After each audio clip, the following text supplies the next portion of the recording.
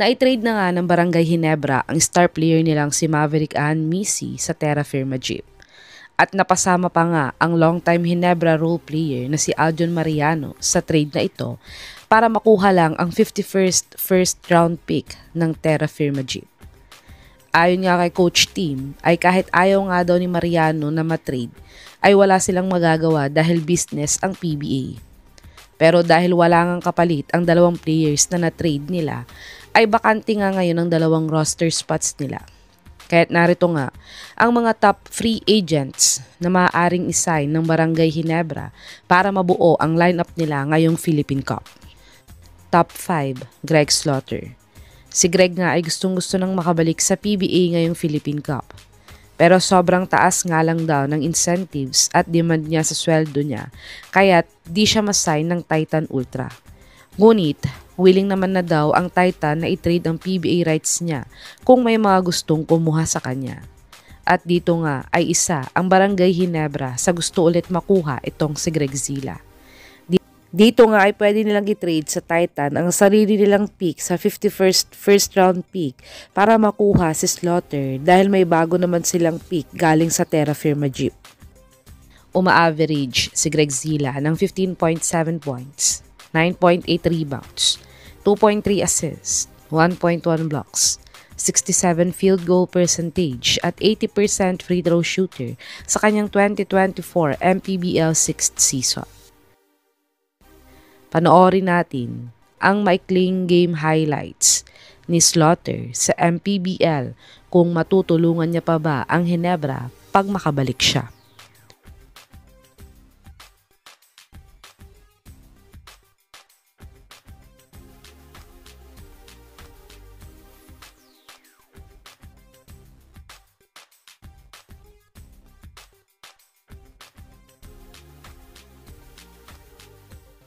Top 4, Terence Romeo. Si Romeo nga ay unrestricted free agent ngayon sa PBA.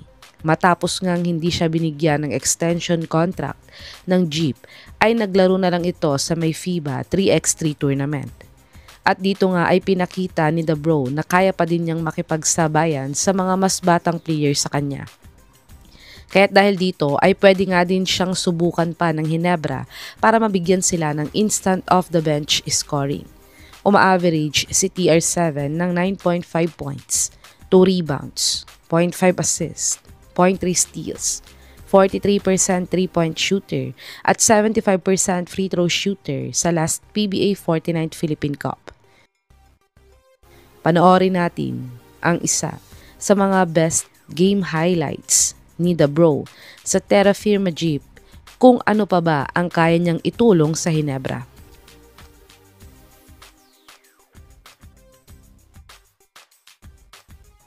Top 3, Vic Manuel. Si Musselman nga ay ang star player ngayon ng Pangasinan Heatwaves sa MPBL dahil malaki nga ang naiambag ni Manuel para makapasok ang Pangasinan sa MPBL playoffs at sila nga ang isa sa mga dark horse ngayong PBA playoffs. Pero ayon nga sa mga past interviews ni Manuel ay kung babalik daw siya sa PBA ay gusto nga daw niyang makateammate ulit ang former Gilas teammate niyang si Japet Aguilar. Kaya't sinasabi niya na din na sa Barangay Ginebra niya gustong maglaro kung babalik siya sa PBA. At ayon pa nga sa reports na ito, ay balak din daw kausapin upang isign ng Ginebra itong si Musselman pagkatapos ang season niya sa MPBL. Uma-average si Manuel ng 13.7 points, 4.7 rebounds, 1.1 assist, 0.8 steals, 0.2 blocks, 33% 3-point shooter at 61% free throw shooter sa kanyang 2025 MPBL 7th season. Panoorin natin ang isa sa mga best game highlights ni Musselman sa MPBL kung ano pa ba ang kaya niyang maitulong sa Barangay Ginebra pag nakuha nila siya.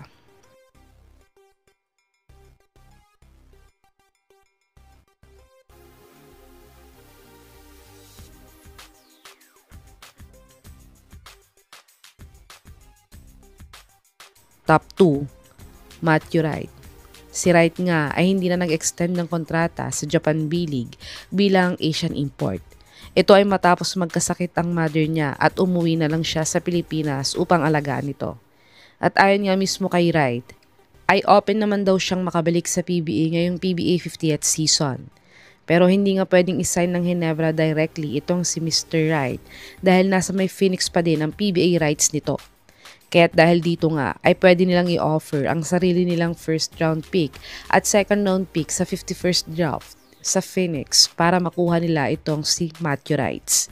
Nag-average si Wright ng 10.4 points, 2.5 rebounds, 2.6 assists, 0.8 steals, 34% 3-point shooter at 78% free throw shooter sa kanyang 2024-2025 Japan B-League season. Panoorin natin ang isa sa mga best game highlights ni Mr. Wright sa JBL kung gaano pa din ba siya kagaling na player.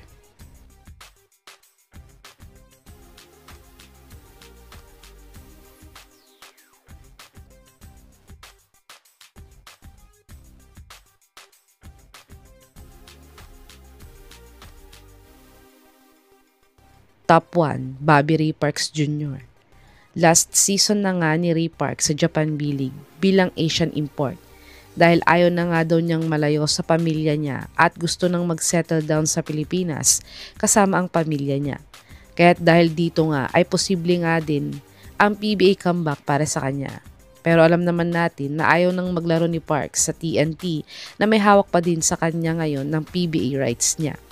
At Ginebra at SMB nga lang daw ang mga teams na gusto niyang paglaruan kung siya ay babalik sa PBA. At ayon nga sa source na to, ay balak nga daw i-offer ng Ginebra sa TNT ang kakakuha nga lang nilang 51st first round pick sa Terra Firma Jeep para makuha nila itong PBA rights ni Ray Parks Jr. Nag-average si Parks ng 11.8 points, 3.6 rebounds, 1.2 assists, 0.6 steals, 33% 3-point shooter at 70% free throw shooter sa kanyang ongoing 2025-2026 Japan B-League season. Panoorin natin ang isa sa mga best game highlights ni Parks sa JBL kung ano pa ba ang kaya niyang itulong sa Ginebra kung makukuha siya ng Ginebra.